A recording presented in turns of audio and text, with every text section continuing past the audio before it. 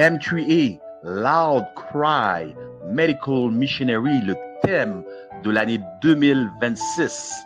Apocalypse 22, verset 12. Voici, je viens bientôt et ma rétribution est avec moi pour rendre à chacun selon ce qu'est son œuvre. Nous sommes arrivés à un temps où chaque membre de l'Église devrait s'engager dans l'œuvre missionnaire médicale. Matthieu 24, 14. Cette bonne nouvelle du royaume sera prêchée dans le monde entier pour servir de témoignage à toutes les nations. Alors viendra la fin.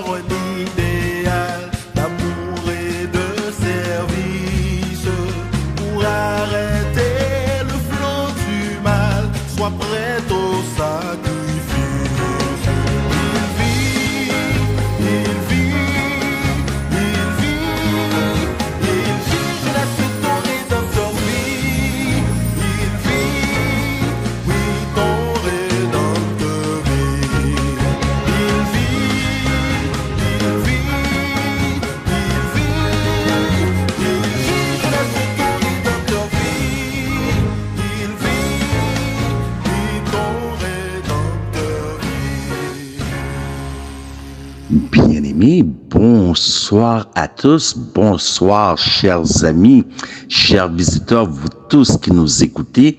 Nous espérons que l'Éternel vous a visité durant cette fin de semaine de retraite jeunesse. Donc j'aimerais prendre le temps avant de débuter de remercier tous et chacun qui ont eu une part à jouer dans cette fin de semaine, spécialement notre conférencière principale, Sœur Noémie, et tous ceux et celles qui ont travaillé à l'ombre, dont leurs visages ne sont nulle part sur l'écran, mais qui ont très grandement contribué à cette retraite. Donc, sans plus tarder, nous allons débuter avec une prière pour terminer cette série de conférences qui se porte aujourd'hui sur Avant de dire oui, enrichissement matrimonial. Bon et tendre Père Céleste des cieux, tu nous as visités tout au cours de cette fin de semaine. Sois encore avec nous. Cache-moi derrière cette croix, afin que je ne sois ni vu ni entendu, mais que ton Fils soit exalté à sa juste position. Au nom de Jésus, nous te prions. Amen. Donc, bien-aimés, donc il est dit en cette ère du monde, alors que les pages de l'histoire de la terre touchent à leur fin et que nous sommes sur le point d'entrer dans une période de troubles sans précédent, moins il y aura de mariage, mieux ce sera pour tous, hommes et femmes. Témoignage pour l'Église, volume 5, page 366, édition 1885 et vous retrouvez aussi cette citation dans Last Day Event, page 37, paragraphe 1. Donc, moins il y aura de mariage. Donc, bien aimé, le mariage peut servir pour la bénédiction des uns ou pour le malheur des autres. Donc, le moins de mariage qu'il y aura en ces temps-ci, puisque l'homme marié pense à satisfaire sa femme, la femme mariée pense à satisfaire son mari. Mais nous devrons arriver à un point où nous allons avoir uniquement Christ dans notre esprit, faire les choses de Christ. Être célibataire, ça nous aide beaucoup mieux à servir Christ qu'en étant marié. Excusez-moi du bégaiement. Donc, le moins de mariages contractés, le meilleur, ce sera pour tous. Et vous allez voir pourquoi, parce que un mauvais mariage peut vous amener à la maladie. Nous sommes, entre autres, et avant tout, un ministère médical qui se référant au message des 3 anges, au message de la réforme sanitaire et à l'œuvre missionnaire médicale. Donc, un mauvais mariage contracté peut amener beaucoup de stress dans le corps et nous savons que le stress est responsable d'une panoplie de maladies. Donc, ceci dit, nous poursuivons. On m'a montré l'assemblée présente à la conférence. L'ange a dit, certains serviront de nourriture aux vers. Ça, ceux qui vont servir de nourriture au ver, est-ce qu'ils savent qu'ils vont servir de nourriture au ver? Étaient-ils sincères? Faisaient-ils ce qu'ils avaient à faire? C'est une question dont on doit se poser. Donc, certains serviront de nourriture au ver, d'autres subiront les 7 dernières plaies.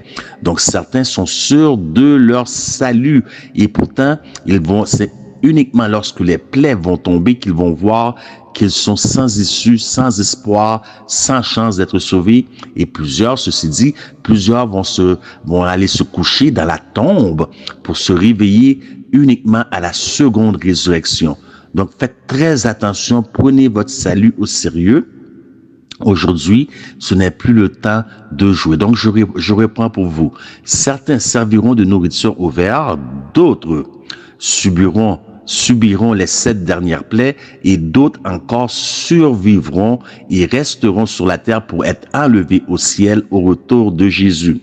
C'est le témoignage pour l'Église, volume 1, page 131-132, édition 1856. Et Last Day Event, événement des derniers jours, page 36, paragraphe 3. Puisque le temps presse, nous devons travailler avec diligence et redoubler d'efforts. Écoutez bien, nos enfants, donc l'issue de tout mariage, c'est la famille. Et les enfants viennent de la famille. Les enfants sont une extension du mariage entre un homme et une femme. Donc écoutez qu'est-ce qu'ils disent. Nos enfants n'iront peut-être jamais à l'université.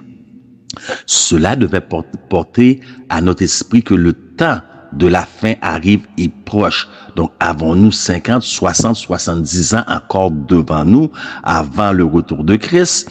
Certains voient que c'est tellement loin qu'ils disent ils auront le temps. Et si le retour de Christ était pour les prochaines années, et si le retour de Christ était pour cette génération, faisons-nous des plans à présent pour la seconde venue du Christ. Donc, nos enfants n'iront peut-être jamais à l'université. Témoignage pour l'Église, volume 3, page 159, édition 1872, et Last Day Event, qui est l'événement des derniers jours en français, 36, paragraphe 4. Écoutez, qu'est-ce qui est choquant dans cette citation. Il n'est vraiment pas sage, écoutez, il n'est vraiment pas sage d'avoir des enfants maintenant.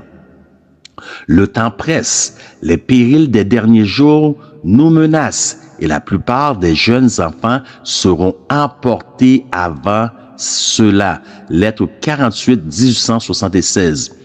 Écoutez, écoutez, vous voyez là, les éditions, les années 1872, 1876. Imaginez maintenant que nous sommes en 2026. Est-il sage d'avoir des enfants en ces jours-ci? Donc, lorsque nous parlons de mariage, lorsque nous parlons de mariage, bien aimé, il faut se questionner dans le choix du conjoint qu'on va faire. Donc, ce que nous allons faire, nous allons débuter par un atelier. Pourquoi? Beaucoup vont se mettre en prière, vont se mettre à jeûner, et puis ils vont venir avec l'idée que, bon, cet homme-là, c'est pour lui. OK? Comment savez-vous que cet homme-là est pour vous? Que cette femme-là est pour vous? Parce que votre cœur ne peut se tromper, hein? Vous êtes sûr de votre cœur. Il y a une chimie. Donc, est-ce qu'on doit baser le choix, notre décision, sur la chimie qui découle entre deux personnes? Donc, voilà pourquoi nous allons débuter par un atelier. J'aimerais que vous preniez du papier et du crayon. Voilà ce que j'aimerais que vous fassiez. Faites-moi une liste de 100 qualités de vous. Faites une liste de 100 défauts de vous. Excusez-moi. Dans la liste de 100 qualités, à combien arrivez-vous? À combien arrivez-vous exactement? Donc, moi, je le sais parce que depuis 2010, je donne cette série de conférences. Je sais par expérience que la quantité le nombre de qualités que vous allez arriver. Maintenant, ce que j'aimerais que vous fassiez, regardez encore votre liste de qualités. Enlevez tous les synonymes. À combien maintenant arrivez-vous? Voyez-vous, la liste commence à rétrécir. Enlevez tous les synonymes. Combien de qualités arrivez-vous? Vous allez arriver peut-être en 18 et 28 qualités. Sur 100, vous avez quel âge? 30, 40, 50 ans et vous ne trouvez que 18 à 28 qualités sur vous? Faites une liste de défauts. Vous allez en trouver très peu. Sérieux? Maintenant, faites-moi une liste de 15 ingrédients de vous. 15 ingrédients qui constituent le vous. Voyez-vous, nous avons des biscuits aux brisures de chocolat. Vous avez de la farine, des œufs, du sucre, du beurre, des pépites de chocolat. Enlevez le beurre, vous avez tout sauf un biscuit aux pépites de chocolat. Donc, ça fait partie de la composition, ça fait partie du biscuit aux pépites de chocolat. Enlevez par exemple les pépites de chocolat. Vous avez tout sauf un biscuit brisure de chocolat. Qu'est-ce qui fait de vous, vous? Si vous enlevez cet ingrédient, vous n'êtes plus vous. Faites-moi-en une liste de 15. Faites-moi une liste de 15 red flags. Les red flags, qu'est-ce que c'est? Ce sont les drapeaux rouges. Vous voyez, lorsque vous êtes sur la route et vous circulez en automobile, il y a les feux de circulation. Il y a le vert qui veut dire allez-y. Il y a le jaune qui veut dire arrêtez, prenez votre temps, regardez si c'est correct, allez-y. Puis vous avez la lumière rouge qui veut dire arrêtez. Le red flag ici signifie une lumière jaune. Regardez si c'est safe, si c'est sécuritaire et allez-y. Le red flag, ça s'appelle le drapeau rouge, mais on dit red flag. Cela représente la lumière jaune.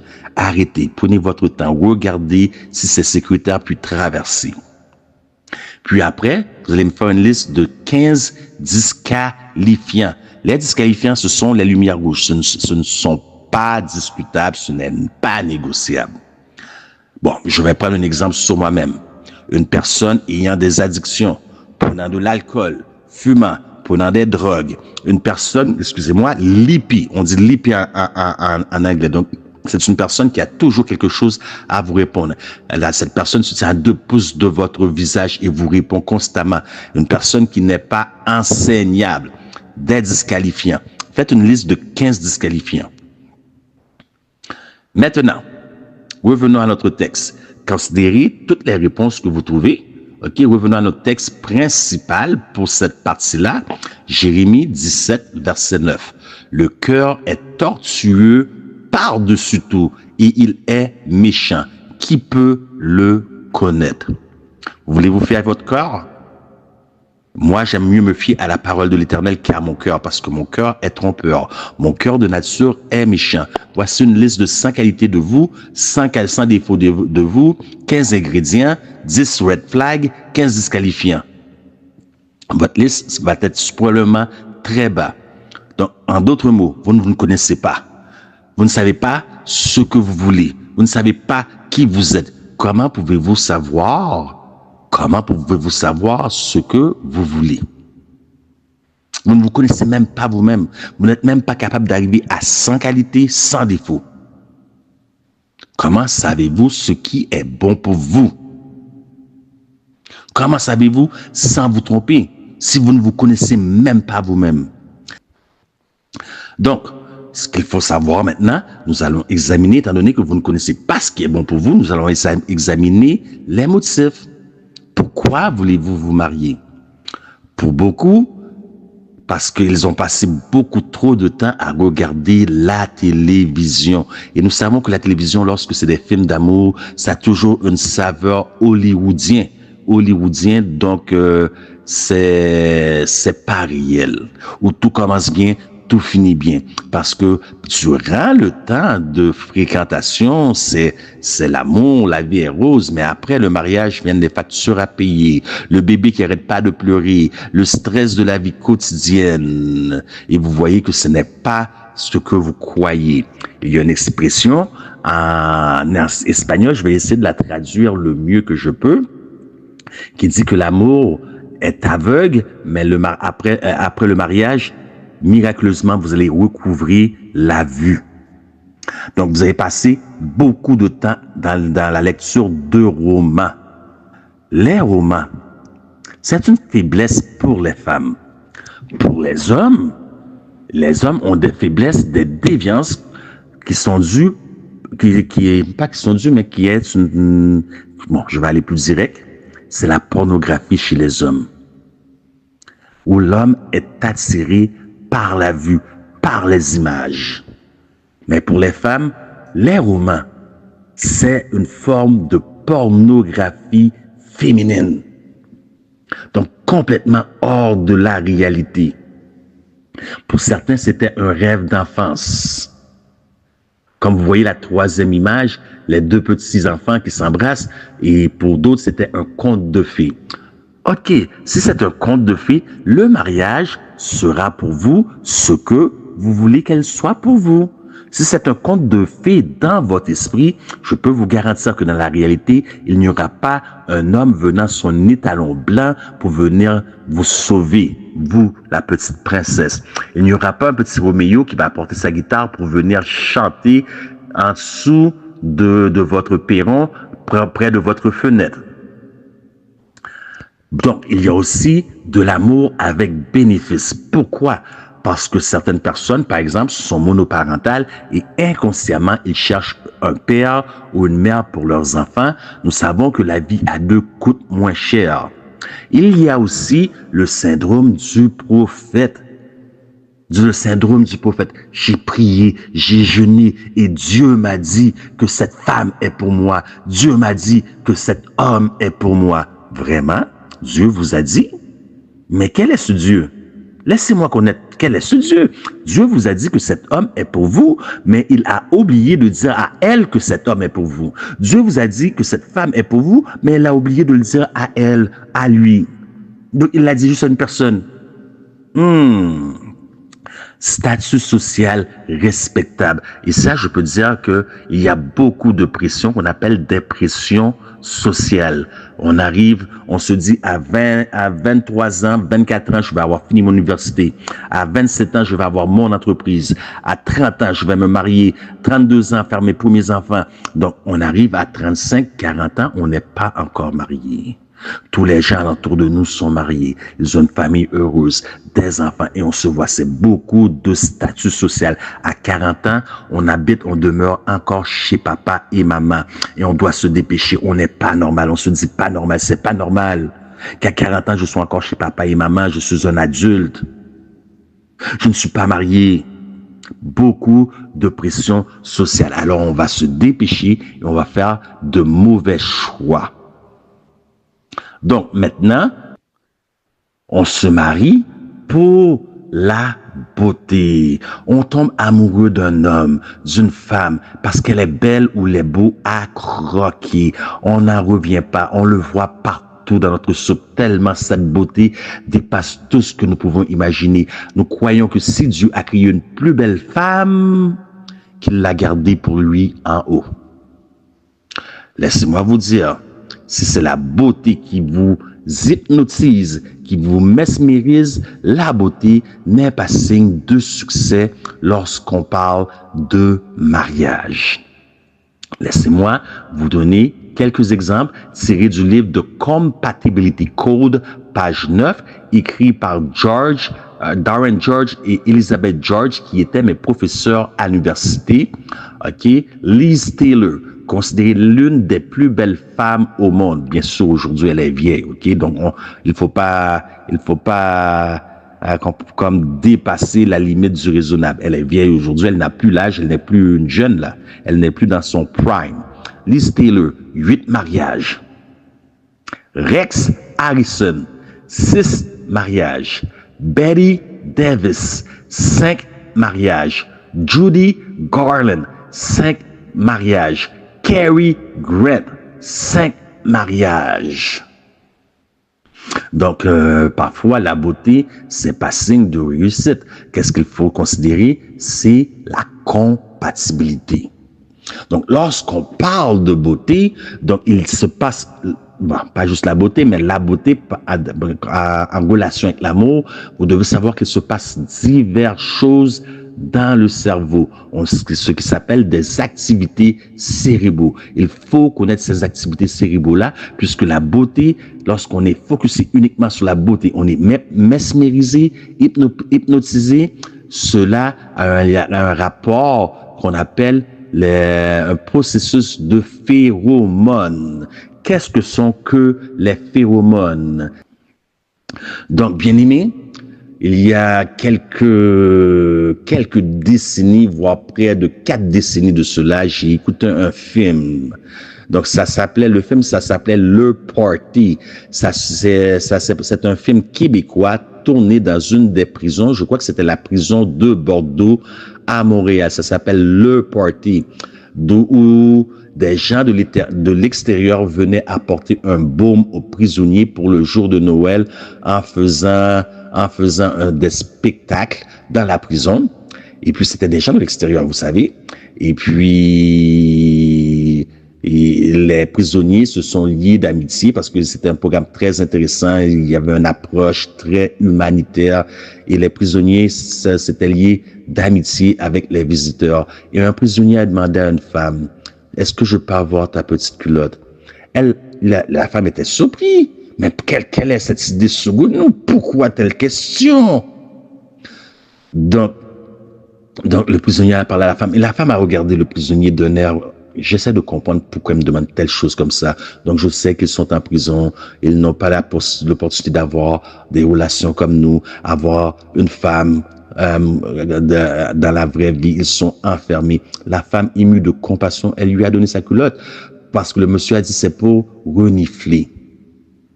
Pourquoi? Il y a des activités cérébraux. Chaque être humain sur cette terre possède une odeur. Qu'est-ce qui vous a attiré?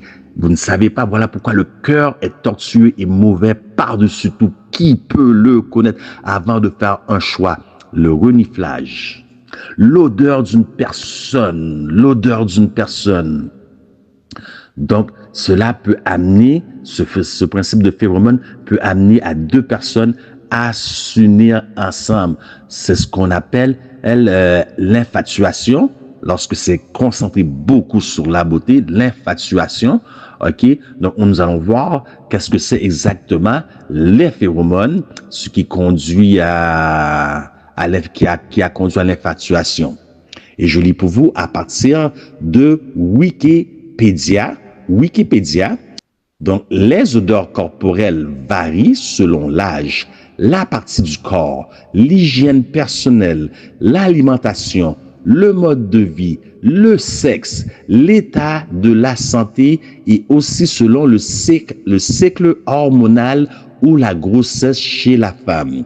Certains médicaments peuvent également influencer les odeurs corporelles. Les phéromones sont des substances chimiques de type hormonal émises par la plupart des animaux, y compris les humains. Et certaines plantes, excusez-moi, elles agissent en infime quantité comme messagers entre individus de la même espèce transmettant des informations qui jouent un rôle dans l'attraction sexuelle. Bien-aimés, est-ce que vous connaissez très bien le mode de vie de la personne que vous contemplez comme prétendant ou prétendante? Cette personne est-il amoureux des animaux? A-t-il des animaux de compagnie? Prenons par exemple une personne qui est amoureuse des chats, donc qui aime vraiment les chats. Donc, est-ce que les animaux peuvent transmettre des parasites aux êtres humains? Oui, et une des parasites les pires de tous les parasites que moi je connais, c'est le Toxoplasma gondii. Le Toxoplasma gondii va directement dans le cerveau, affecte le niveau rationnel. Qu'est-ce qu'elle fait entre autres? Elle enlève la peur chez l'être humain. D'ailleurs, les études démontrent que tous ceux qui sont intrépides sur la route, qui font des accidents sur la route, qui font des choix comme des choix kamikazes, ils ont le parasite appelé Toxoplasma gondii. Que fait entre autres cette parasite dans le niveau du corps, au niveau cérébral? Elle altère votre manière de penser, votre manière de voir la réalité. Donc, il y a distorsion de la réalité. Donc, elle peut aussi contribuer, écoutez bien, elle peut contribuer à ce que vous êtes attirés, deux personnes puissent être attirées l'un envers l'autre. Toxoplasma gondii.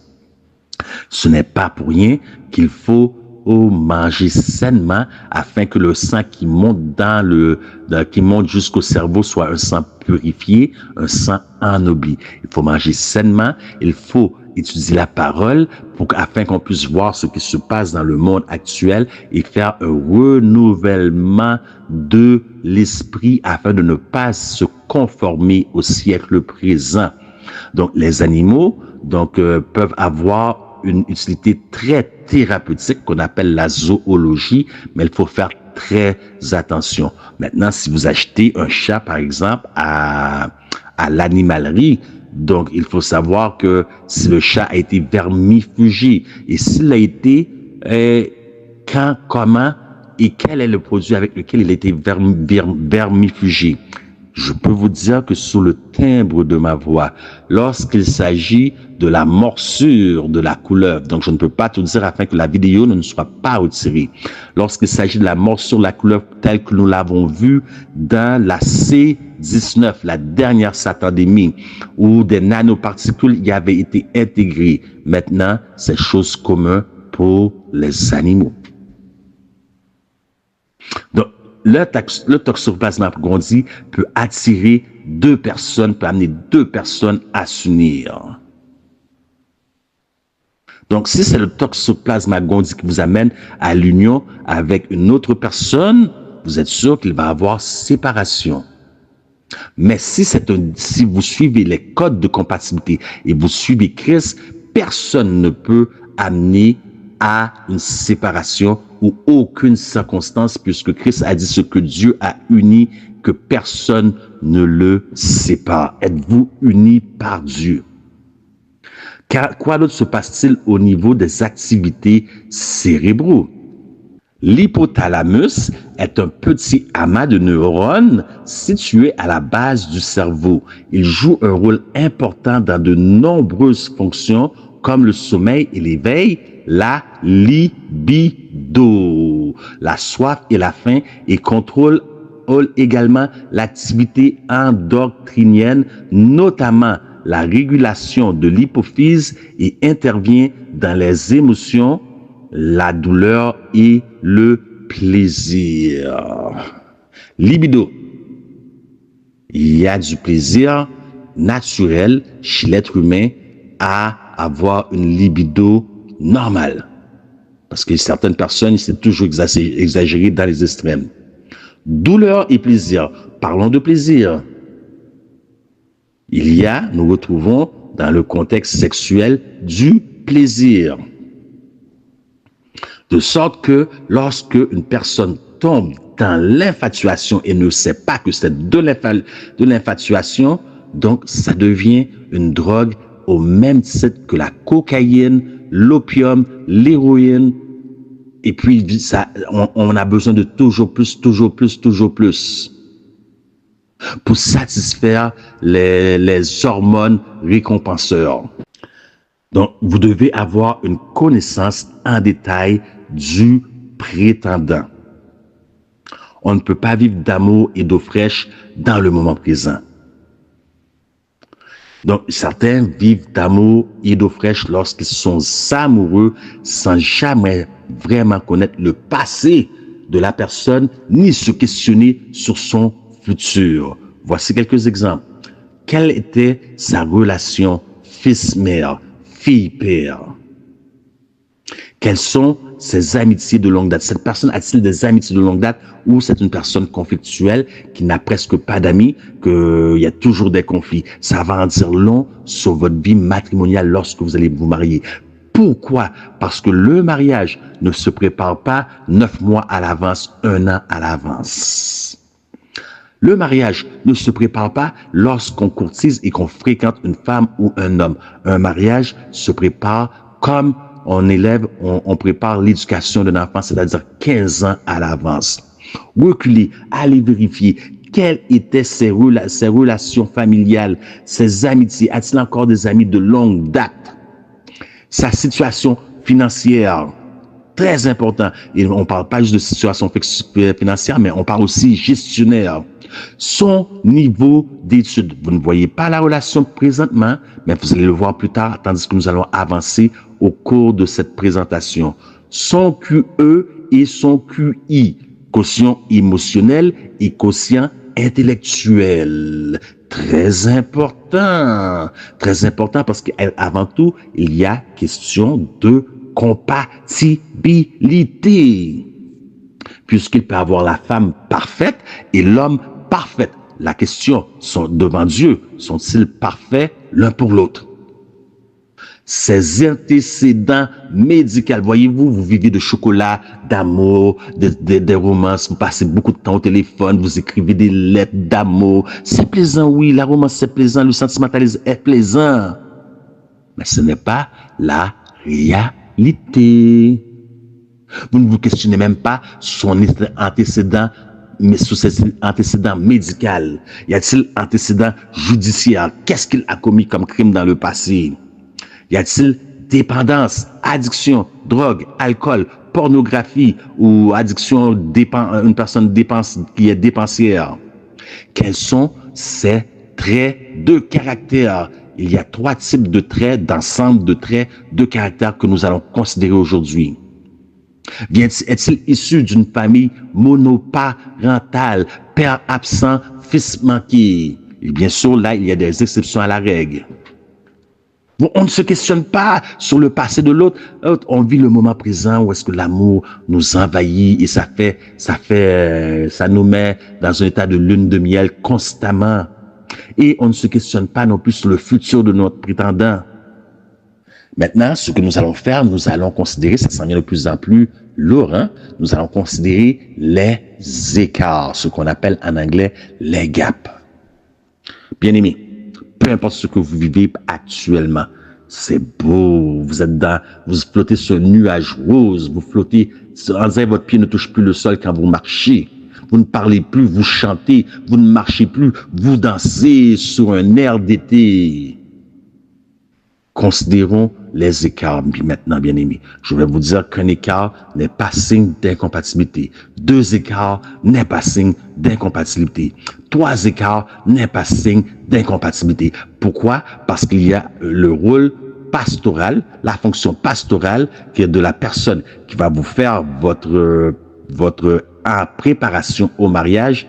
Oui, il va vous mettre ces écarts-là devant vous. Bon, voici, vous n'êtes pas compatible là, vous n'êtes pas compatible là, vous n'êtes pas compatible là, mais vous voulez faire un investissement qui est le mariage, qui est un investissement à vie et vous ne voulez pas perdre votre investissement. comment allez-vous gérer ça ensemble?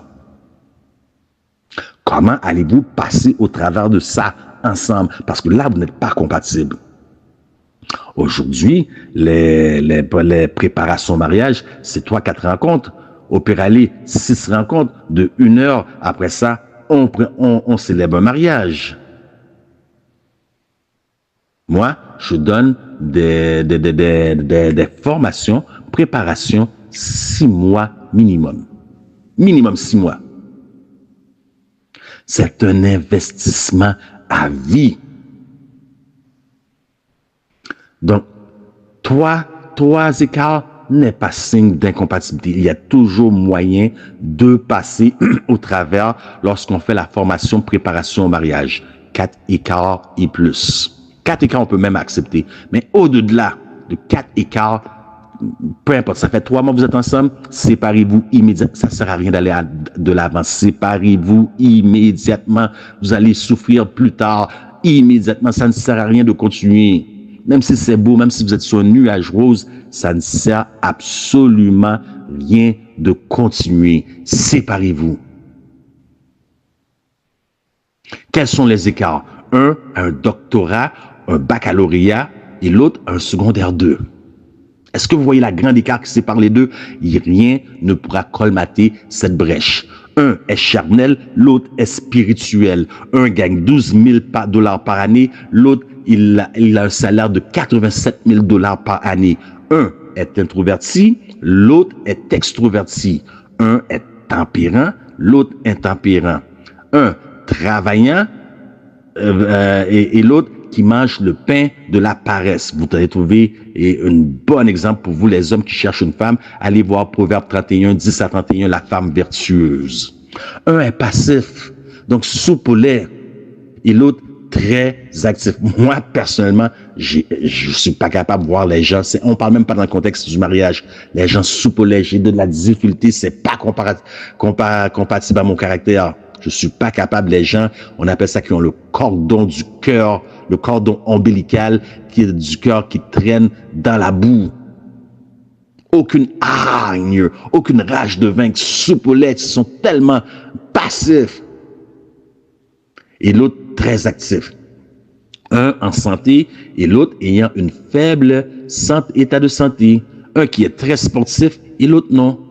Un donc qui a un grand nombre, écoutez, un grand nombre, un nombre quelconque qui a eu un nombre quelconque de relations sexuelles ou de petits amis ou amis ou amis et l'autre qui n'a presque pas eu de petits copains et qui est pur sexuellement. Ok, donc si les deux ne sont pas vierges, un qui a peut-être connu 1 ou 2 hommes et 1 ou 2 femmes et l'autre qui a passé, la seule chose qui n'a pas passé sur elle, c'est le train, l'autobus, le camion. Tout ce qui bouge a passé sur elle. Faites attention. Un très émotionnel et l'autre très rationnel. Un spirituel, l'autre un simple laodicéen tiède. Un qui est très social, l'autre isolé. Non, maintenant nous ne parlons pas d'isolé comme quelqu'un qui n'est pas éduqué, qui n'est pas social. On parle de traits de caractère. Quelqu'un qui aime sa bulle, quelqu'un qui aime être seul avec lui-même. Une personne qui détient telle croyance et l'autre qui en détient une autre. Bien aimé, il ne faut pas se mettre sous un joug inégal. Et la liste est longue ici. Je vous ai donné quelques exemples. La liste est beaucoup plus longue que ça. Il ne faut pas se mettre sous un joug spirituel. 4 écarts et plus, vous êtes incompatibles. Ne continuez même pas la relation.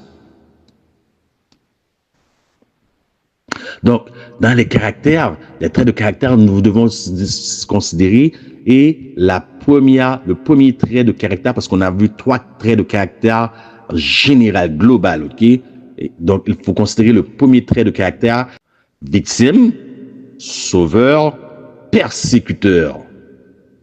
Deuxième, sanguine, colérique, flegmatique, nostalgique.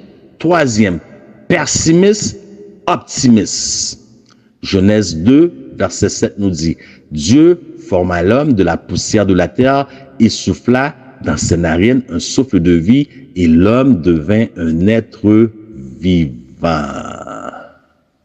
Nous allons considérer ici pessimiste et optimiste dans les traits de caractère.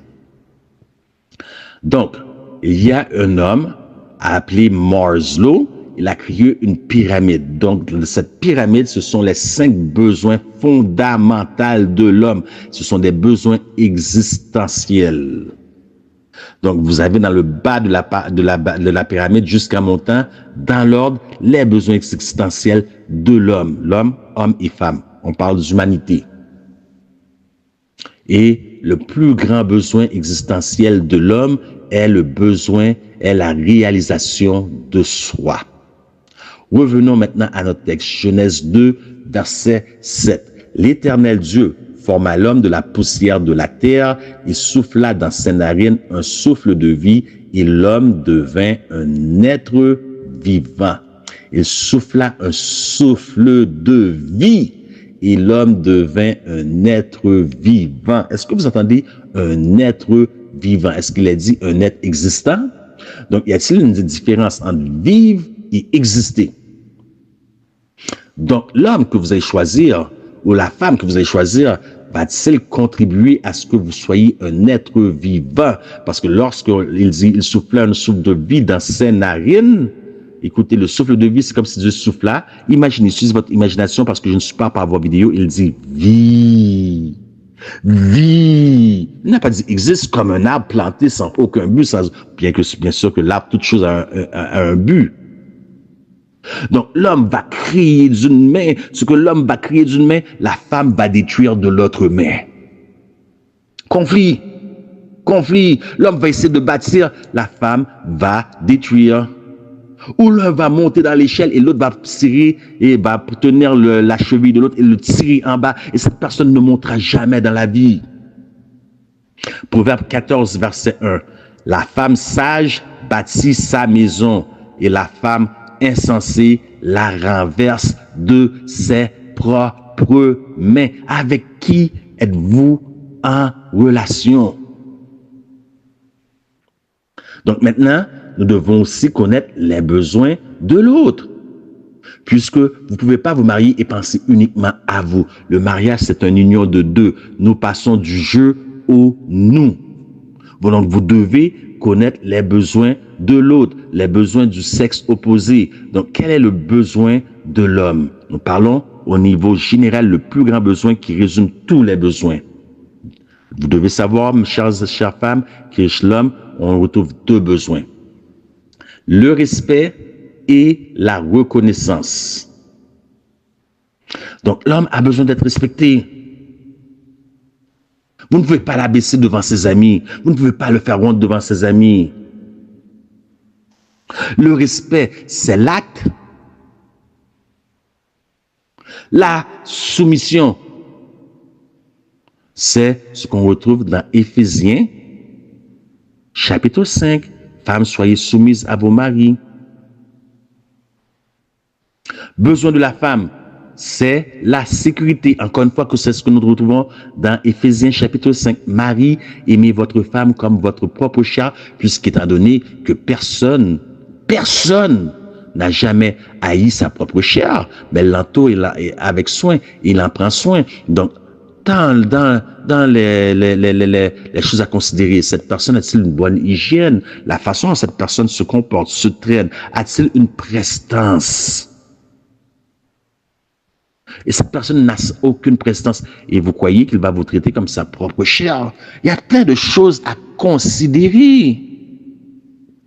Et on a regardé tout cela comme petits détails. C'est pas insignifiant parce que sur le coup du moment, on vit d'amour et d'eau fraîche, des lettres d'amour, des chocolats, des fleurs, le restaurant tête à tête, des dîners, des soupers à la chandelle, des lettres d'amour, des petits mots dans la boîte à lunch, je t'aime, pour faire surprise à l'autre personne lorsque la personne ouvre sa boîte à lettres, sa boîte à lunch. On fait couler un bain à l'autre avec de la mousse et par-dessus la mousse, plein de pétales de fleurs roses.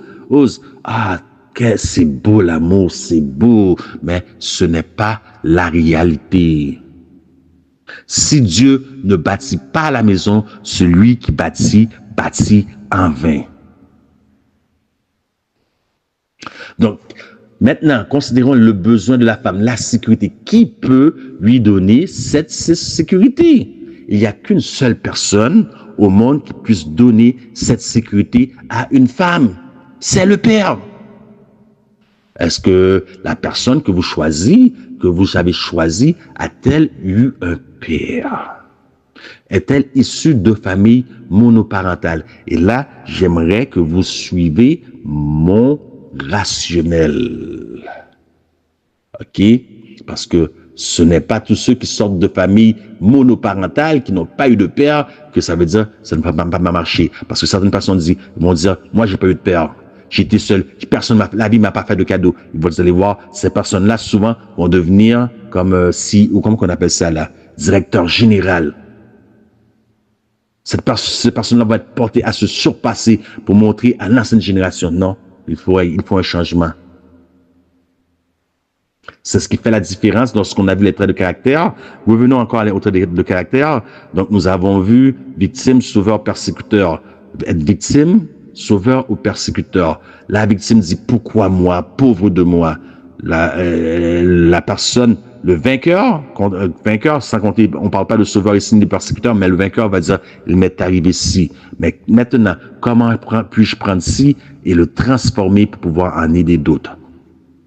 Donc, seul un père peut donner cette sécurité-là à une fille, donc à la femme. Et nous voyons dans les temps bibliques que les enfants d'Israël étaient une nation patriarcale et non matriarcale. Patriarcale. La femme avait très peu de valeur dans l'économie juive, bien sûr, dans le terme biblique. Et c'était tout à partir des hommes. Donc, que va-t-il se passer? Le jour du mariage même, le père va accompagner sa fille. Ils vont marcher toutes les deux dans l'allée de l'église. Et le père, là, au milieu de l'allée, est le mari. Le père arrivant au niveau du mari, dans un mariage religieux, bien sûr, parce que c'est pas un mariage biblique, c'est deux choses différentes. Le père arrivant au niveau du mari, il va donner sa fille, il donne sa fille à un autre homme. C'est un transfert d'autorité, c'est un transfert de père. La fille retrouve maintenant un nouveau papa. Vous allez comprendre pourquoi je parle de sécurité? La fille retrouve maintenant un nouveau papa et intuitivement, elle sera appelée à appeler son mari daddy. Et le mari, intuitivement, sera porté à appeler son épouse baby. Vous entendez des choses, vous ne savez pas la racine souvent d'où est-ce qu'elles viennent. Donc, lorsque nous parlons de sécurité, pour comprendre le tout maintenant, allons voir au diapo 14 le rôle de l'homme. S'il n'est pas capable de jouer son rôle avant le mariage, après, il ne sera pas capable. Ainsi en est-il. Si nous ne pouvons pas observer le sabbat tel qu'il se doit en temps de prospérité, nous ne serons pas, capables de l'observer en temps d'adversité. Donc, premier, le rôle de l'homme, ok, comme mari. Ce rôle se divise en 4 P et 1 C. Le C, on va commencer par le C, cultivateur et travailleur. Cultivateur, Genèse 2:15. Excusez-moi. L'Éternel Dieu plaça l'homme dans le jardin d'Éden afin qu'il le cultivât. Qu'est-ce que c'est que cultiver? C'est faire sortir le meilleur d'eux. Dans ce cas-ci, étant donné qu'il était placé dans le jardin, le meilleur de la terre. Maintenant, vous êtes avec une épouse ou vous fréquentez quelqu'un. Faites-vous sortir le meilleur de cette personne. Êtes-vous cultivé? Avez-vous quelque chose à l'enseigner, à l'apprendre? Un à un baccalauréat, un à un doctorat ou une maîtrise. L'autre n'a qu'un secondaire 1, même pas une 3e année. Grand écart. Pouvez-vous cultiver cette personne? Et dans le cas adverse, cette personne est-il enseignable? Cultivateur, faire sortir le meilleur. Qu'est-ce que vous faites sortir de meilleur d'eux? Dans ce cas-là, votre épouse. Le meilleur que vous pouvez faire sortir de elle, c'est des inquiétudes. Mais où est-il? Est-il encore en train de faire du vagabondage avec les copains? Excusez-moi. Mais où est-il? Est-il encore chez sa mère? Il n'aime pas ma nourriture. À chaque après-midi, il va passer chez sa mère manger. Mais c'est pas pour ça qu'on s'est marié, là. L'homme quittera son père et sa mère et s'attachera à sa femme. Les deux deviendront une seule chair. Où est-il? Est-il chez son ex-petite amie? Est-il chez le sexe opposé? Qu'est-ce que vous faites sortir de l'autre? De l'inquiétude? Des pleurs? Mais pourtant, vous n'êtes pas un oignon. Que faites-vous sortir de bon chez l'autre personne? Est-ce que vous faites sortir la colère? Qu'est-ce que vous faites sortir? Qu'est-ce que vous cultivez? Deuxième rôle de l'homme. Maintenant, nous tombons dans les 4 P. Pasteur, patriarche, pourvoyeur, protecteur. Vous trouvez tout ça en Genèse 2,15 et je peux donner des dizaines d'autres textes pour appuyer mes faits. Mais ce n'est pas le cas. Parce que nous commençons à partir de la Genèse, parce que ce sont les deux institutions données à la Genèse que Satan tente d'attaquer, sabbat et mariage. Pasteur, patriarche, pourvoyeur, protecteur, dans les gaps, les écarts encore une fois. Un spirituel, l'autre, les choses spirituelles, il n'a aucun intérêt. L'homme, c'est le pasteur. L'homme est pasteur. Que va-t-il perdre s'il est pasteur? Il n'est pas intéressé aux choses spirituelles. La femme est chaude, elle est boulante, elle est toute dans les études de vérité présente. Oui, je m'en fous de ça. Voyez-vous, juste donner un exemple. Juste donner un exemple. La femme qui est battue, je condamne la violence conjugale. Je condamne la violence conjugale. Mais à qui la faute? Je sais que vous êtes choqués. À qui la faute? C'est pas moi qui ai choisi cet homme, hein? C'est pas moi, c'est vous qui l'avez choisi. Quelles étaient vos raisons? Quels étaient vos motifs? Avez-vous considéré le code de compatibilité? Vous avez vu le moment présent et l'illusion de ce que cela pouvait devenir dans le passé. L'illusion, une image taillée. Tu ne te feras point d'image taillée. Vous êtes créé une image taillée et maintenant, l'image ne correspond pas à ce que vous aviez dans votre esprit. Vous voyez l'homme sous son vrai jour, tel qu'il est. Et vous dites, pourquoi j'ai marié tel homme?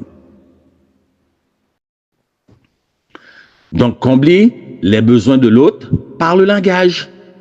Souvent, on ne parle pas le même langage. Les adventistes vont voir le musulman, nous, on a la Bible, eux, ils ont le Coran. On va voir les scientifiques, nous, on a la Bible, eux, ils ont des faits concrets, tangibles, des études faites par observation. Donc, on parle à la Bible, eux, ils parlent la science. On n'a pas le même langage. Donc, qu'est-ce que cela va bien faire? Toujours le slide 15. Qu'est-ce que cela vient bien faire? Ça vient créer des frustrations. Et par les frustrations, ça vient mettre de la zizanie dans le couple. Parce que les deux ne parlent pas le même langage. Donc, il faut apprendre le langage de l'autre. Il faut connaître le langage de l'autre. Moi, je suis entre autres, que j'ai vécu dans le passé beaucoup de frustrations. C'est injuste parce que je trouve une injustice dans toutes mes relations. C'est pas juste moi qui aime toujours le plus. Il y a toujours quelqu'un qui aime plus que l'autre. Pourquoi je suis fatigué que ce soit toujours moi qui aime plus? J'aime plus que l'autre. Mais avec le temps, avec les études, j'ai appris, j'ai compris. J'ai compris que la personne qui est avec moi, combien de fois dans mes relations du passé, dans ma jeunesse, au début de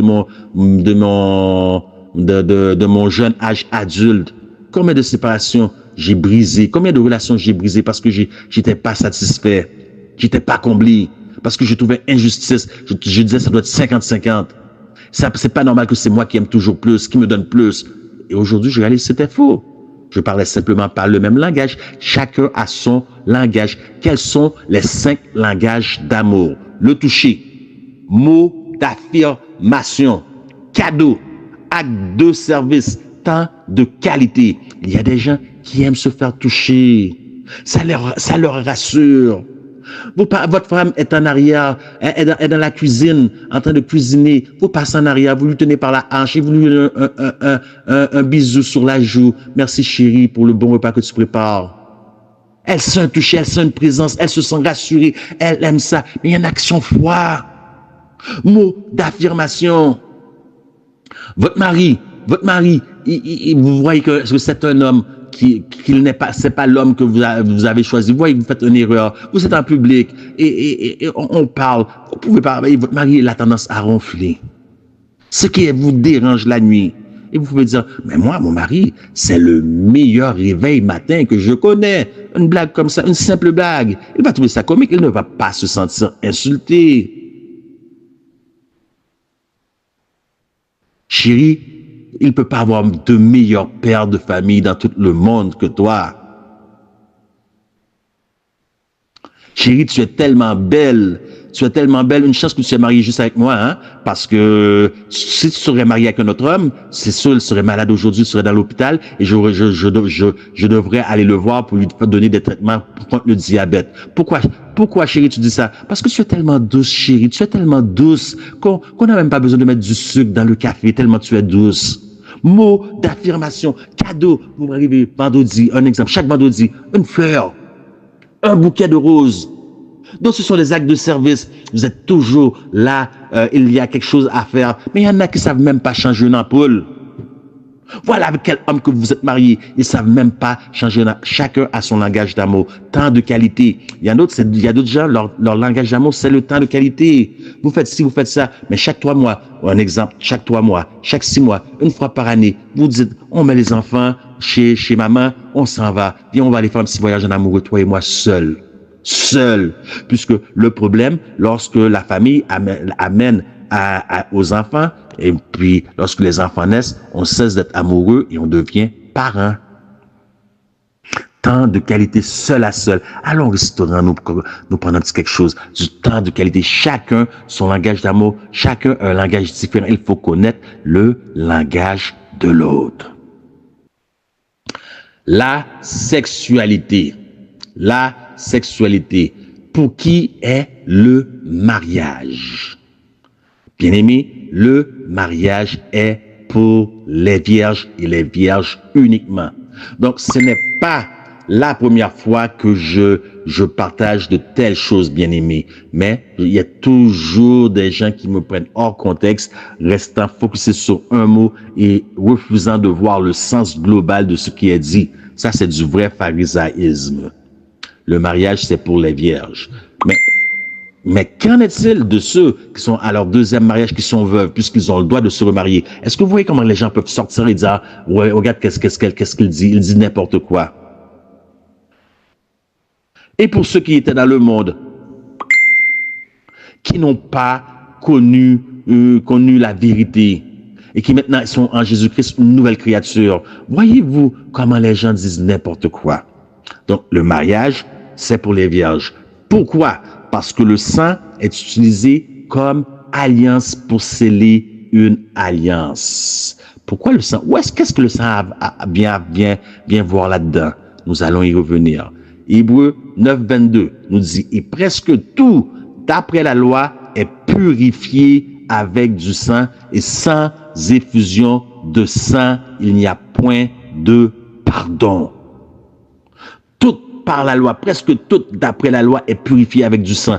Donc, Christ a fait un sacrifice, la nouvelle alliance. C'était pas le sang des taureaux, le sang des boucs, le sang d'un animal. C'est son propre sang. C'est avec ça qu'a été scellée la nouvelle alliance. Le sang et le corps humain est construit selon le modèle du sanctuaire parce que le sacrifice de Christ était déjà prédit au travers, il était déjà annoncé au travers du ministère du sanctuaire que Moïse avait érigé. Et le corps a été créé exactement selon le modèle du sanctuaire. Qu'aviez-vous tout alentour du sanctuaire? Des toiles, une toile qui faisait tout le tour de la peau. Qu'avons-nous dans notre corps avant de rentrer dans les organes, dans les choses de la peau? Il y a 2 tables, les tables de la loi. Combien de poumons avons-nous? 2. Combien de bras? Combien de reins? Nous avons presque tout. 2 yeux, 2 bras, 2 oreilles. 2. Je peux continuer, mais c'est pas le but. Je vais pas faire le tour aujourd'hui. Donc, l'important à retenir, c'est qu'il y a dans le sanctuaire le lieu saint et le lieu très saint. La sexualité. Lorsque vous ne respectez pas le code de compatibilité, le sommeil se doit, donc vous devez être couché pour la réforme sanitaire. Je sais que c'est dur, hein? C'est dur le message. Là, il y a des gens, ils croient en Christ, ils croient à l'esprit de la prophétie, mais ils ne les respectent pas. Leur vie ne me montre pas qu'ils croient. À 9 heures, à moins qu'il y ait un problème de santé, bien sûr, mais on ne parle pas de problème de santé, on parle de la norme. À 9 heures, vous devez être en sommeil. Pas vous coucher, être en sommeil. Donc, couchez-vous avant 9 heures. S'il le faut, couchez-vous à 8h30 pour à 9 heures, vous devez être en sommeil. Le corps possède ce qu'on appelle le cercle ou le rythme circadien. Après 9 heures, le cerveau est fatigué. Qu'arrive-t-il lorsque le cerveau est fatigué? Les inhibitions baissent. Donc, on peut dire n'importe quoi au téléphone en parlant à l'être au téléphone. On peut dire n'importe quoi. Beaucoup de paroles, beaucoup de péchés. Et qu'en est-il lorsqu'on se voit seul à seul? Après 9 heures, il est tard, on est seul à seul. Il n'y a pas personne. Chaque homme qui est en Christ, chaque femme qui est en Christ n'a pas besoin d'un gendarme pour le surveiller. Vous êtes seul à seul. Maintenant, le cerveau est fatigué après 9 heures. Petit bisou à gauche, petit bisou à droite. Avant que vous sachiez, on touche un petit quelque chose. On touche un autre quelque chose. Après ça, inhibition baisse complètement. Fornication, parce que la chair est faible. Et Satan le sait. Fornication. Donc, quel est le rapport avec le lieu saint et le lieu très saint? Connaissez-vous vos rôles, les 4 P? L'homme est un pasteur. Remplit-il son rôle avant? S'il n'est pas capable de le remplir avant, il ne sera pas capable de le remplir après. Pasteur. Dans les 4 P que nous venons de voir. Dans le sanctuaire, il y avait prêtre et grand prêtre. Chaque jour, des sacrifices étaient offerts pour le péché. Pour le péché. Et le sang était apporté et aspergé sur le voile, séparant le lieu saint du lieu très saint. Et une fois par année, le grand prêtre allait faire l'expiation. Le prêtre ne pouvait pas aller de l'autre côté du voile pour voir ce qu'il y avait. Cela était permis une seule fois par année et c'est juste le grand prêtre. Votre père étendant ou votre mari actuel joue-t-il son rôle? Si vous fréquentez une personne, il ne joue pas son rôle, il va voir de l'autre côté du voile automatiquement. Ah, vous n'avez pas compris. Automatiquement, Dieu vient de mettre un interdit sur votre union. Automatiquement. Un interdit est mis sur l'union par Dieu parce que vous avez été voir au-delà du voile. Le prêtre ne pouvait pas aller voir ce qu'il y avait au-delà du voile parce qu'il mourait automatiquement devant l'Éternel. Dieu ne joue pas. Dieu ne joue pas. Il mourait automatiquement. Tout comme le grand prêtre, lorsqu'il faisait le jour d'expiation, il y avait des procédures à respecter. C'est pour ça qu'on mettait des clochettes après son vêtement. Comme ça, le peuple pouvait l'entendre. S'il n'était pas conforme, il mourait. Dieu ne joue pas. Ah, voilà à quel point Dieu prend le plan du salut au sérieux. Voilà pourquoi Christ est allé mourir. Si Dieu pouvait changer sa loi, Christ, il n'aurait pas envoyé son fils mourir. Jésus aurait dit, change la loi de sorte que je n'ai pas à mourir. Dieu ne joue pas. Et le corps humain est créé selon le modèle du sanctuaire. Il y a un voile séparant le lieu saint du lieu très saint. Lorsque Jésus mourut, le voile s'est déchiré du haut en bas. Du bas, on pourrait dire c'est la poussière. On pourrait dire plein d'excuses, mais ça s'est déchiré du haut en bas. L'homme est le pasteur. Et avant le mariage, il n'est qu'un prêtre. Donc, tout ce qui sépare le lieu saint du lieu très saint par le voile ne peut être vu ni être touché. Sinon, Dieu le frappe automatiquement. Mais après le mariage, il reçoit une promotion. Il passe de prêtre à grand prêtre. Et une alliance est scellée parce que dans le corps de la femme, il y a un petit voile maintenant qui va être déchiré, qu'on appelle l'hymen. Il y a du sang qui va sortir lors de la première relation sexuelle parce que au temps biblique, le mariage était fait par relation sexuelle. C'était pas devant un pasteur comme aujourd'hui dans une église. Ça vient de l'église catholique. Bien sûr, il y avait 6 clauses à respecter avant, sinon ce n'était pas un mariage, sinon cela s'appelait de la fornication. Il y avait 6 clauses, c'était une alliance. Une alliance est scellée par le sang. Donc l'hymen est déchiré et du sang s'écoule, scellé. Vous êtes scellé pour le temps et l'éternité. Si vous allez au-delà de la seconde venue de Jésus, bien sûr. Voyez-vous l'importance de la sexualité? Bien sûr, il y en a qui vont prendre mes paroles hors contexte, ils vont perdre le côté rationnel de ce que je dis. Parce que l'hymen peut se déchirer selon certains exercices physiques. L'hymen peut être déchiré selon des choses que vous mettez à vous introduire dans le sexe féminin pour les règles. Il y a plein de... Mais c'est pas le point. Arrêtez de voir les petits détails. Voyez la grande image de ce que je dis. Parce qu'il y en a qui sortent toujours du contexte pour justifier.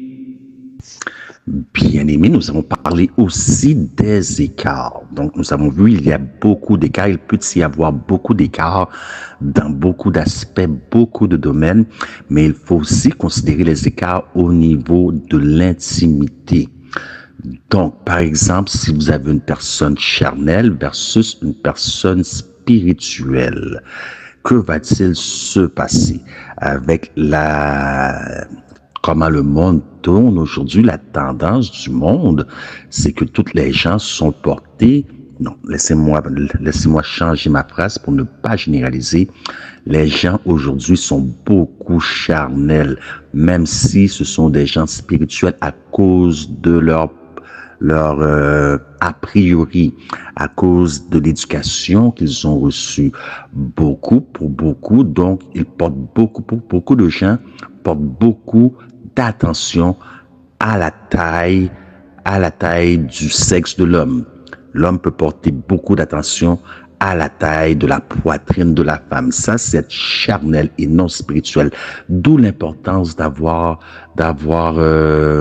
la même compréhension afin d'éviter des écarts. C'est très important parce que vous allez être porté à vous comparer. Si une personne a eu 10 femmes dans sa vie et l'autre en a eu qu'un seul homme dans sa vie, vous êtes porté à vous comparer.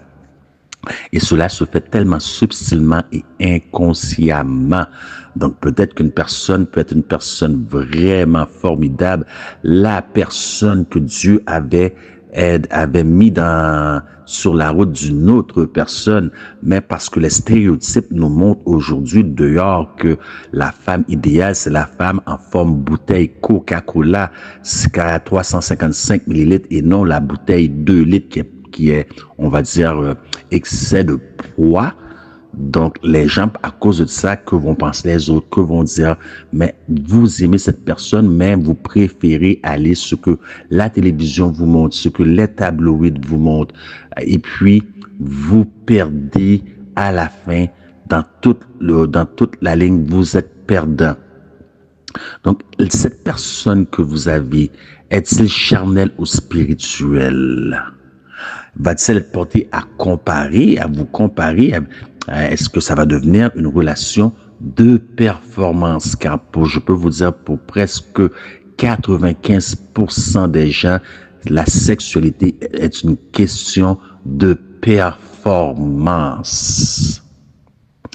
La chose aussi qu'il faut se rappeler, c'est que au niveau de la taille du sexe de l'autre personne, parce que si vous suivez cela à la note, les règles de compatibilité à la note, vous ne serez pas censé avoir des relations avant le mariage selon les principes bibliques. Donc, ça va être du nouveau pour les deux personnes. Donc, il n'y aura pas de problème à ce niveau-là.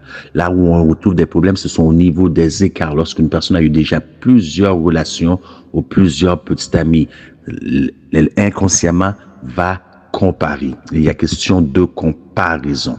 OK? Donc, c'est très important à suivre les écarts au niveau du mode de vie, de la nutrition. Cette personne suit-il un régime, le régime idéal? Prend-elle soin de sa santé? A-t-il ou a-t-elle un régime carné? Que fait le régime carné? Le régime carné, c'est un régime animal. Les animaux, ils ne pensent pas. Oui, bien sûr, ils peuvent penser, mais ils ne pensent pas dans le sens qu'un homme pense. Donc, il risque d'avoir beaucoup d'avilissement. Si vous êtes dans un régime carné, vous allez agir comme un animal. Vous allez être une bête de sexe. Pour les gens du monde, être une bête de sexe, c'est un compliment, c'est une qualité. Mais les choses du monde ne devraient pas être les choses du chrétien, puisque Paul nous invite à ne pas être conforme au temps modèle, mais à avoir un renouvellement de l'intelligence. Donc, être une bête de sexe au niveau du chrétien, dans le niveau spirituel, n'est pas un compliment ni une qualité, mais ça devient et ça mène directement au péché. Donc, si la personne aussi ne suit pas un bon régime alimentaire, ne suit pas l'esprit de prophétie, les conseils de Jésus donnés à sa servante, donc au niveau de la santé, il peut avoir plus devant des problèmes de dysfonction érectile dans le couple. Trop de sucre, par exemple, le diabète, par exemple. Voilà, tous des choses qui conduisent à des dysfonctions érectiles. Donc, nous l'avions déjà vu, nous, ici, dans notre école en ligne, lorsque nous avons parlé de la santé masculine, nous avons vu déjà tout ce qui peut conduire à la dysfonction érectile et les traitements suggérés. Donc, parlons de l'avilissement. Le mari, selon Éphésiens, doit aimer sa femme comme sa propre chair, puisque personne ne déteste, n'haït sa propre chair, mais en prend soin et l'entoure de toutes sortes de bienfaits. Donc, on parle pas de, par exemple, d'ornement extérieur. Ça veut dire un soin jaloux, des petits soins jaloux de sa propre chair. Lorsque vous demandez certaines choses à votre épouse ou à votre époux, ça devient de l'avilissement. Un homme qui aime sa femme ne va donc pas l'avilir. L'homme ne fera pas ça. Si l'homme aime vraiment sa femme et si l'homme a une relation intime, étroite avec Christ.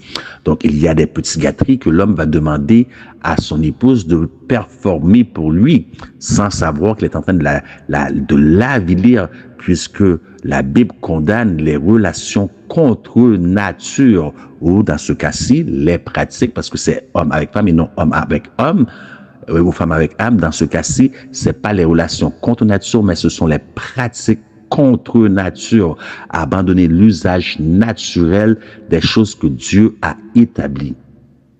Donc, nous avons vu aussi dans le passé ce que pouvaient faire ces petites gâteries allant jusqu'au cancer de la gorge. Donc, déjà, je parle de la gorge, je parle de la bouche. Donc, j'ai pas besoin de détailler qu'est-ce que je veux dire par petite gâterie. Le régime carné qui vous donne un côté animal, une bête. Donc, qu'est-ce que ça va faire surtout chez les jeunes, chez les plus vieux maintenant, avec le temps, ils ont pris de l'expérience, hein. Donc, même chez les plus jeunes, ils vont être comme creuser, comme le marteau-piqueur qui creuse à toute vitesse, à toute force. Là, vous pouvez suivre, parce que je ne sais pas qui écoute, parmi les jeunes qui écoutent cette vidéo. OK, donc je ne veux pas trop être graphique. Et puis en creusant à vive allure et à toute force, on voit souvent dans les documentaires un jet qui revole dans l'air, ça gicle de partout. C'est de l'or noir. L'or noir appelé le pétrole, ou parfois on montre des documentaires avec de l'eau qui gicle dans l'air, parce que ça a creusé comme un marteau-piqueur à toute vitesse et à toute allure. Et c'est l'idée que nous avons eue de la sexualité. Mais ce ne devrait pas être le cas. Forcer ou aller à toute allure comme ça ne devrait pas être le cas. Ou lorsque vous allez à toute vive allure comme ça, donc qu'est-ce qui va arriver? Il va avoir de l'insatisfaction parce que beaucoup de femmes vivent des frustrations puisque le mari l'a tellement été vite. Donc, certaines femmes doivent mettre un radar sur le bord du chevet de lit pour contrôler. Et si on dépasse telle vitesse, elle donne un ticket, une contravention. Donc, j'utilise de l'humeur, de l'humour pour mettre de l'imagerie. Donc, on va pas rentrer, c'est pas le cas. Donc, ce sont des choses qu'on fait en petits groupes et non sur les plateformes publiques, des formations qu'on donne en petits groupes. Donc, c'est très important. C'est très important de ne pas avilir l'un et l'autre, OK? Donc, il y a aussi, chez la femme, certains traumatismes. Certaines personnes aussi, chez l'homme aussi, certains traumatismes qui vont amener des complexes. Laissez-moi vous donner quelques exemples et c'est culturel, mais ça peut avoir un effet. Là, on va parler dans les extrêmes, une femme qui a été abusée et qui a été abusée. Donc, on va pas aller dans les extrêmes, mais juste par exemple, prendre un bain, le père donne un bain prend sa douche avec son garçon, OK? Ce qui devrait être normal, mais le garçon regarde l'organe masculin et se compare. Il va plus tard, lorsqu'il va être grand, il va voir qu'il n'est pas comme son père. Un exemple, ça peut affecter ou la femme qui a été touchée ou de mauvaise façon, ça peut l'affecter aussi. Donc, il faut savoir aussi avoir une idée de ce que l'autre personne a vécu, ça peut rendre la femme un peu frigide, un peu froide. Donc, il peut avoir deux personnes, savoir aussi, il peut avoir deux personnes qui ne sont pas portées sur la chose. Donc, quel devrait être le nombre de fois? Certaines personnes vont dire qu'une relation normale, 3 fois par semaine, c'est raisonnable. 4 fois par semaine, c'est raisonnable. Moi, je dirais simplement qu'il faut avoir de la tempérance afin de trouver du temps pour vaquer à la prière ensemble. Beaucoup de gens sont intempérants, mais saviez-vous que la sexualité, en comptant toutes les 1001 positions que vous pouvez inventer, qui ne sont même pas encore écrites dans le livre, ça représente que seulement 2% de la vie matrimoniale? Alors, si vous basez, ou bien si vous êtes marié sur de faux motifs, parce qu'on a considéré cela au début, parce que vous étiez trop en chaleur, j'allais dire chaleureux, mais ça aurait pas fait la même sens. C'est parce que vous n'avez pas su vos motifs cachés à l'intérieur de vous. Vous êtes marié pour de mauvaises raisons. Quel effort vous faire après avoir fait toutes les 1001 positions du livre et les 98% des autres aspects qui restent dans la vie matrimoniale? Très important. Est-ce que les deux conjoints sont deux bons pardonneurs? Très important. Sont-ils deux bons pardonneurs?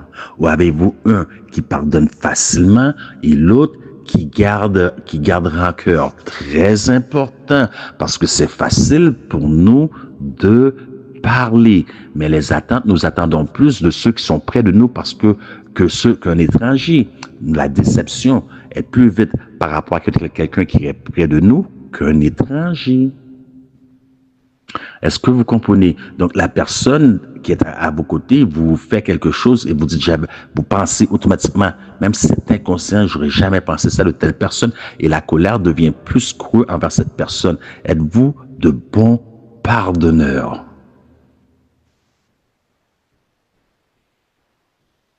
Ou lorsqu'il y a conflit, vous allez dire, ça fait 100 fois que je te l'ai dit, ça fait 1000 fois que je te le répète. Êtes-vous de bons pardonneurs? Parce que si la personne fait quelque chose encore et que vous l'avez pardonné, ça devrait être toujours comme ça, c'est la première fois. Pourquoi Hubble Telescope, OK, ont pris une photo partant de la Terre jusqu'au point le plus éloigné de notre galaxie connue, OK, voyageant à la vitesse de la lumière, et ils ont découvert que ce point de la Terre au point le plus éloigné, voyageant à la vitesse de la lumière, prendrait 96, écoutez bien, 96 billions d'années.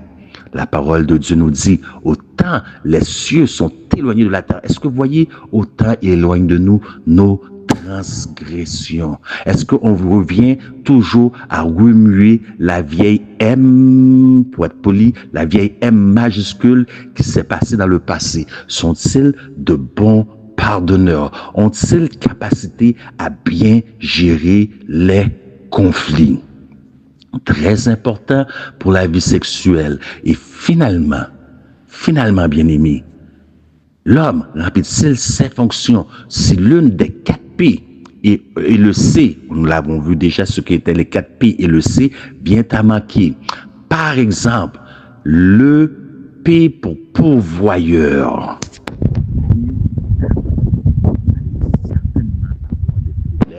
Au niveau de la sexualité. Et parfois, toutes ces choses ne sont pas conscientes, mais inconsciemment.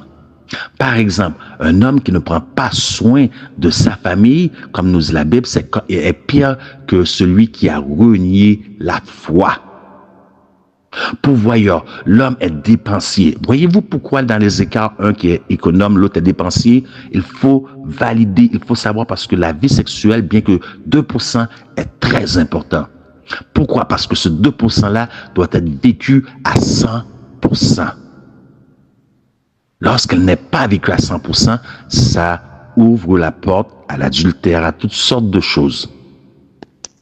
Donc, l'homme, par exemple, qui n'est pas un bon gestionnaire de ce que Dieu, des biens que Dieu lui a mis entre ses mains, que ce soit au niveau monétaire, donc les factures empilent. Et la femme, cultiver, faire sortir le meilleur d'eux, et le meilleur que vous faites sortir de votre épouse, c'est l'insécurité.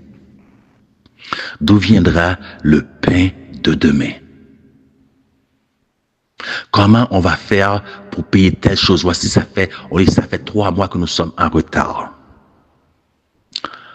L'insécurité, la femme et l'homme ont un câblage différent. L'homme et la femme ne pensent pas de la même façon, vous devez le savoir. Ils ont des câblages différents au niveau neuronal. Donc, lorsque vient le soir et que la femme se questionne d'où viendra le pain de demain, est-ce que vous croyez sincèrement qu'elle a envie de se faire toucher, de se faire caresser, tandis que son esprit est ailleurs? On peut continuer avec toutes les autres P, on pourrait continuer avec le C, mais c'est pour donner la grande image. Pensez-vous que sa tête est ailleurs? Encore, pour revenir au conflit, donc nous avons déjà eu une conférence sur la résolution de conflits dans le passé et nous en avons eu une aujourd'hui. Donc, lorsque la femme utilise aussi son corps comme punition, comme une arme pour punir son mari, plutôt que de toutes les deux être de bons comment je peux dire ça? De bons gestionnaires, non pas des gestionnaires.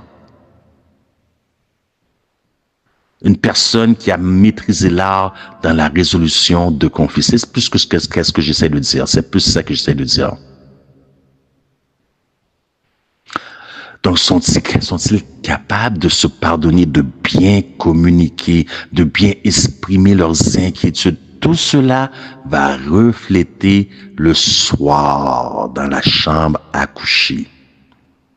Votre maison, avec vos enfants, ou si vous contemplez le mariage, vous n'avez pas d'enfants, ou vous êtes marié, vous venez de vous marier, vous n'avez pas encore d'enfants, et même si vous avez des enfants, vous devez savoir que votre maison doit être bâtie selon le modèle du sanctuaire. Il doit avoir le lieu saint qui est toute la maison.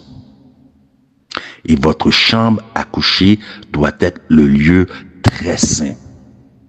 C'est là où les plus intimes, infimes détails sont considérés.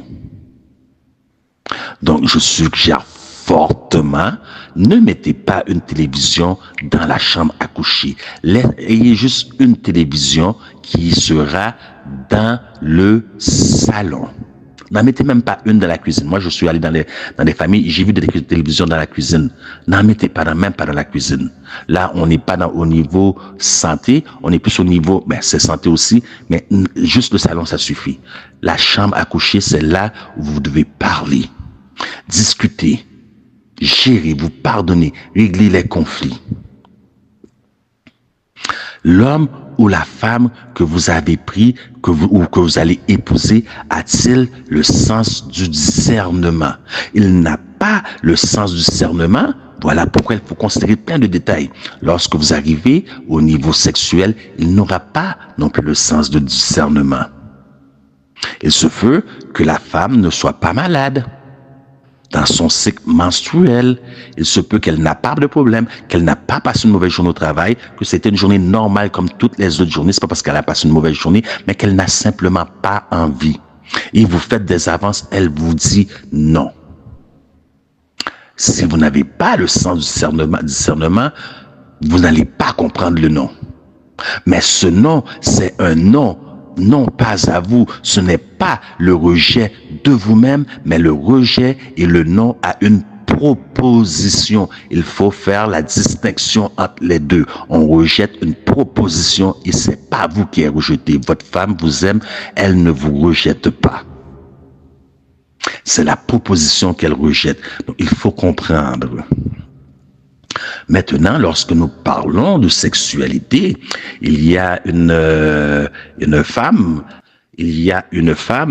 une bonne conférencière que j'aime beaucoup, j'ai lu beaucoup de ses ouvrages, appelée Nancy Van Pelt, qui donnait une conférence, elle donnait une conférence, et puis dans une université, et une étudiante a levé la main, voulant commenter sur ce qu'elle disait.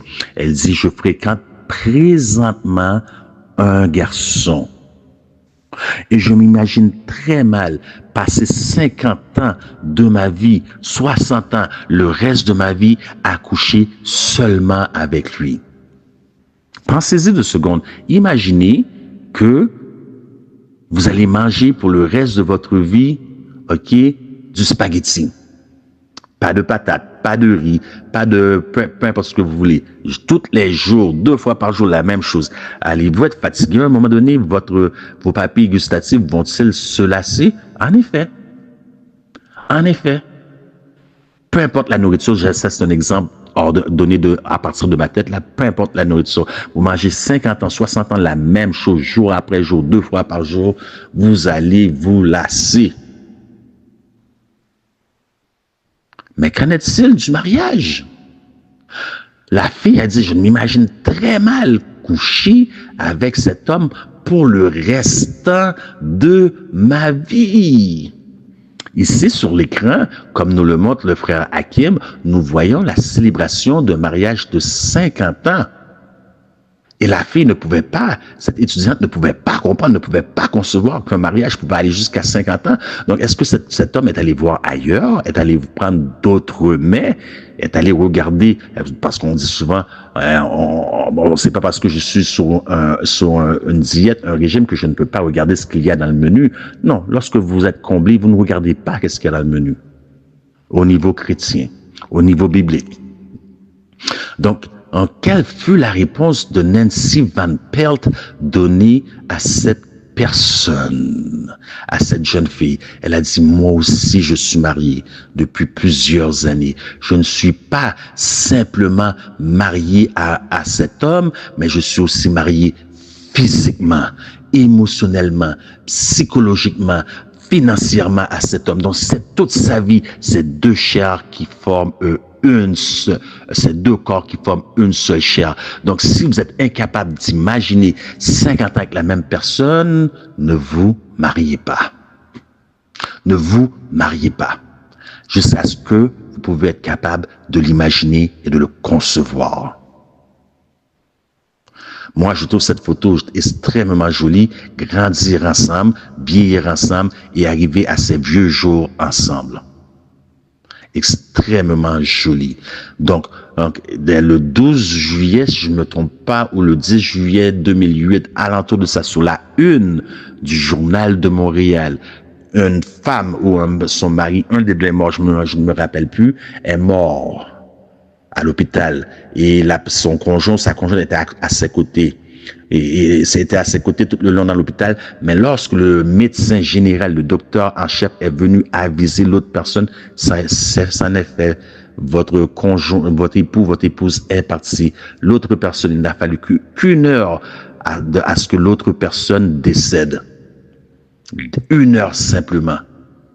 Voyez-vous, ils étaient deux. C'est comme si une partie de lui est morte ou une partie de elle est morte et le coup, il ou elle n'a pas tenu le coup. Donc, lorsque tous les éléments sont considérés, c'est pour ça que les études démontrent que la vie du chrétien au niveau sexuel est beaucoup plus enrichissante que ceux du mondain. Mais nous ne le croyons pas. Nous allons faire des pratiques mondaines, des pratiques abominables. Nous allons aller dans l'intempérance, dans la chose, plutôt que de s'adonner à ce que Dieu a dit, à ce que la parole nous indique. La vie du chrétien est beaucoup plus enrichissante que la vie du mondain à des milliers de pas en avant. Les études, ce n'est pas moi qui parle. Ce sont les études qui le démontrent. Donc, qu'est-ce que c'est que la sexualité chez le chrétien? À quoi ressemble la sexualité chez le chrétien? Ici, à Montréal, Canada, bien qu'il y a plus de 25 ans même 30 ans que je n'ai pas assisté, mais c'est encore en cours, il y a l'été ce qu'on appelle le festival Benson and Edge de feux d'artifice. C'est quelque chose qui attire beaucoup de gens année après année. Il y a plusieurs pays, et se compétitionnent. Ce sont des compétitions de feux d'artifice. Et puis, plusieurs pays. Et chaque semaine, 2 fois par semaine, il y a ces présentations. Il y a un feu d'artifice qui monte dans le ciel. Elle explose. Et vous êtes émerveillés. Et vous pensez que c'est terminé. Pendant que les petits feux descendent, une autre explosion, puis une autre explosion de lumière, de beauté, c'est vraiment beau, là. Voilà ce que devrait ressembler la vie sexuelle du chrétien. Et lorsque vous suivez les principes, c'est ce qui va arriver dans votre vie sexuelle. Donc, la vie sera comblée à tous égards. Et seul 1 Corinthiens 13, 4 à 7 peut conduire à cela. L'amour. Parce que l'amour, ce n'est pas de la chimie. La chimie passe bien entre nous deux. On va se marier. L'amour, ce n'est pas être aveugle, puisque le mariage vous permettra de recouvrir la vue. L'amour est une décision. L'amour ne bénéficie pas à celui qui la reçoit, mais à celui qui donne. L'amour est une décision. Si je me lève le matin du pied gauche, je t'aime quand même. Si il se lève ou elle se lève le matin du pied gauche, je décide. L'amour est une décision. Je décide de t'aimer en dépit de comment tu me traites. L'amour est une décision, bien-aimé. Et non une chimie, non rien de tel. Et pour terminer, sur le point de la sexualité, donc la femme, pour l'homme, la femme prend plaisir lorsqu'il est au-dedans de elle. Si vous croyez ça, parce qu'il y a des gémissements, peut-être des cris, bon, on ne devrait pas exagérer au niveau des cris, là, c'est pas des films hollywoodiens, ok? Donc, plus la personne crie, plus ça entre votre ego. Plus il y a des gémissements, plus votre ego est enflé, parce que vous êtes à l'intérieur de elle. Mais la question qu'on se pose, êtes-vous réellement à l'intérieur de elle? Comment a été formée Ève? De la côte de Adam. C'était l'autre moitié de lui. De sorte que réunis, ils étaient 2 corps formant une seule chair. Ève est sortie d'Adam, tout comme Christ est sorti de Dieu. Vous êtes au-dedans de elle. Et vous êtes content parce que vous savez que vous êtes au-dedans de elle et vous croyez qu'elle est contente parce que vous êtes au-dedans de elle. Ce n'est pas ce que 2 chairs, 2 corps font, 2 corps qui deviennent une seule chair.